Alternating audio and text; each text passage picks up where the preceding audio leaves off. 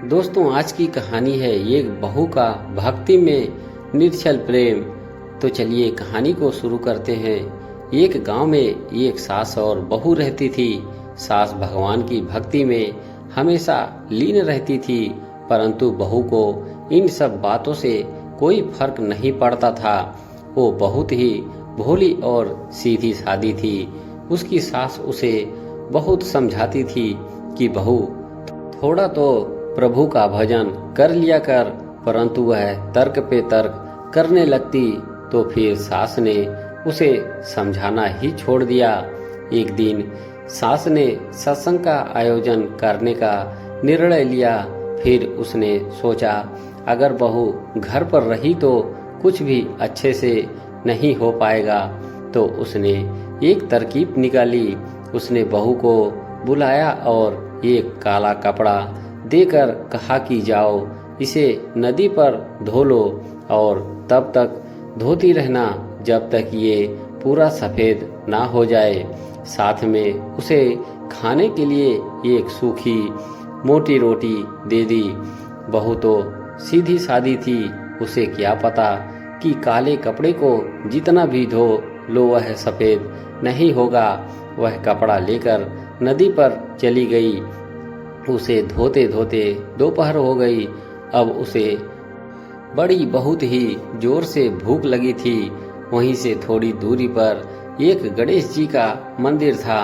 वहां उसे देखा। गणेश जी को देसी घी मिला के गुड़ का प्रसाद चढ़ाया गया था। बहू ने देखा कि उसकी सास ने तो उसे सूखी रोटी ही दी है, अब वह उसे कैसे खाए। तो उसने गणेश जी के लगे भोग का गुड़ उठाया और खाने लगी।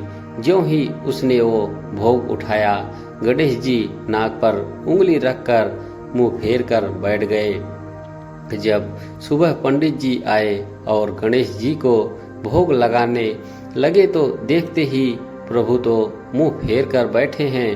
अब तो ये बात राजा तक पहुंच गई। धीरे धीरे पूरे राज्य में यह खबर जंगल की आग की तरह फैल गई कि गणेश जी नाक पर उंगली रखकर और मुंह फेर कर बैठ गए हैं। राजा भी बहुत चिंतित हो गए कि अगर प्रभु ने भोग नहीं लिया तो पूरा राज्य नष्ट हो जाएगा। ये कैसी विपदा आन पड़ी है, अब इससे हमें कौन बचाएगा।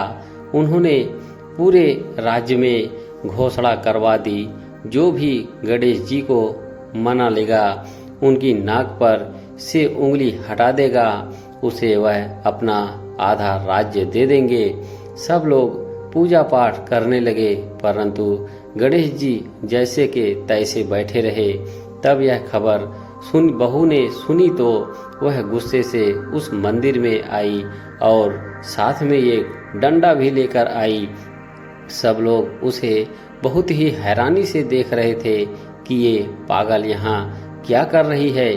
बड़े से बड़े पंडित और ज्ञानी गणेश जी को नहीं मना पाए तो ये पागल क्या कर पाएगी। उसकी सास भी सोचने लगी कि उसकी बहू पागल हो गई है। अब उसकी बहू ने वो डंडा उठाया और गणेश जी की तरफ तान दिया। सब लोग आश्चर्यचकित होकर देख रहे थे, अरे ये क्या अनर्थ कर रही है। बहू बोली, रोज रोज घी वाला गुड़ तो आप ही खाते हो, इसीलिए आपका मन बहुत बढ़ गया है। एक दिन मैंने आपका घी वाला गुड़ खा लिया तो क्या हो गया। अब आप हाथ हटाकर सीधे होते हो कि नहीं, या उठाऊं डंडा। ज्यों ही बहू ने ऐसा कहा, गणेश जी तुरंत ही सीधे होकर बैठ गए। भगवान उसके निर्छल प्रेम को देखकर प्रसन्न हो गए और उसे अपनी भक्ति का वरदान दिया। इधर राजा ने भी अपना वचन पूर्ण किया और उसे अपना आधा राज्य दे दिया। अब बहू और सास दोनों सुखपूर्वक रहने लगे। प्रभु को किसका डर है, वो तो खुद ही दूसरों के डर को दूर करते हैं।